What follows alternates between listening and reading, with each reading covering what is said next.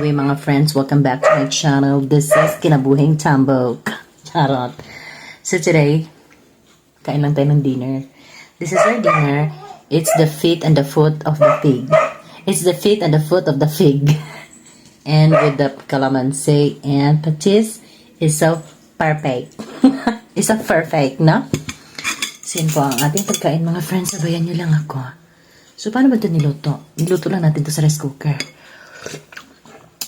Lahat kaayo ang mga kuko. Charot. Pero paano ni siya ka ng tawag yan? Yung hindi nakasama yung mga kuko ba? Pero bitog ka ng mga simula sa tuhod, paingon sa papaa. Murag na siya. Niya karon dito makauganon. Kay murag konsensa na kayo tayo. Kaon na tag-gulay, my friend. Natumutangan og cabbage. Naadayon siya. Ani? Patatas, it's sayote, fresh from the farm. Nga, gikawat lang. Ano ba? So, kaon na ta, ha?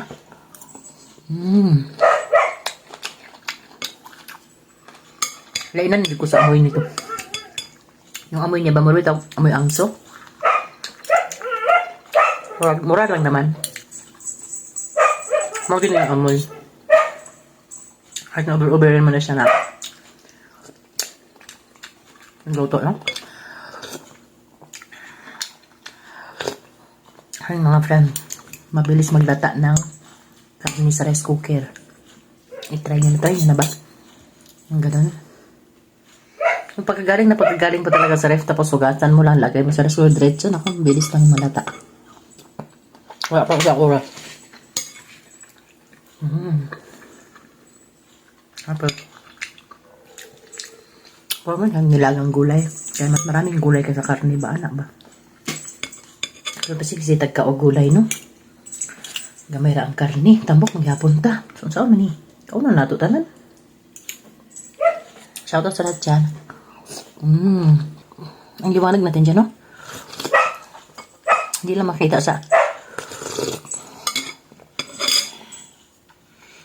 Kasi yung ilaw. Wala naman kasi tayong mga lights, camera, action. Yalamig kayang sayo din, my friend, kapag kayong bagong pitas sa gulayin mo. Oh my God, it's shimmy wrap.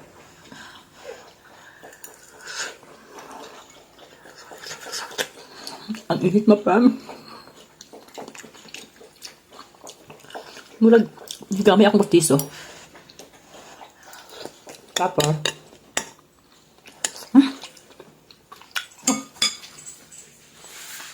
kalimutan ko palang lagay ang patis.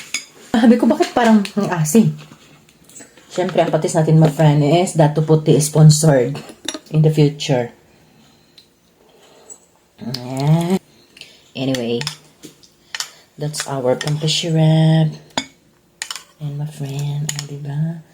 Kasama pa talaga ang buto ng kalamansi. Para talagang alam na sa kalamansi tagagaling, no?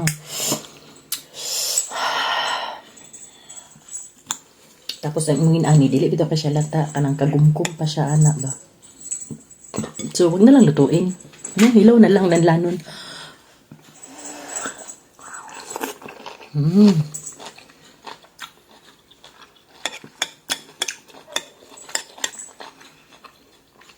Huwag ka mga nilaga.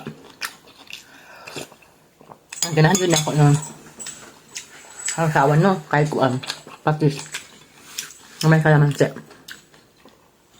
Basta nilaga. Wrap. Ganun lang, my friend. Kaya tayo tumataba kasi hindi kasi natin nunguya. Nilulunok lang. Tsaka.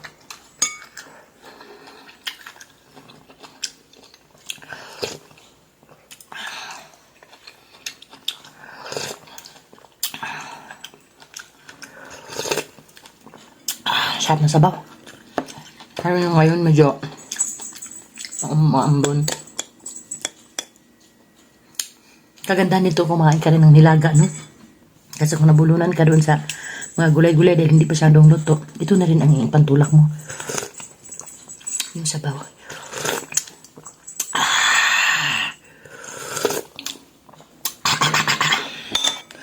Alam nyo, bilib ako doon sa kumakain yung mga nagmumukbang na sobrang dami. Hindi sumasakit ang tiyan. Kinakain kaya talaga nila yun. Ano naman hindi, no? Kasi ito, Isang ganito lang to. Sakit na ng tiyan ko. Ang busog na ako, ganun. Diba? Parang hindi ako maniwala. Parang yun, may mga cut yun na pagkakain sila. Kaya kunyari, kinain tapos niluwa. Ganun, no?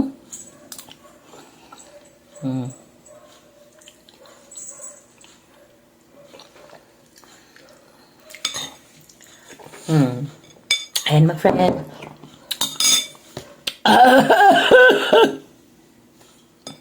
Thank you so much for watching.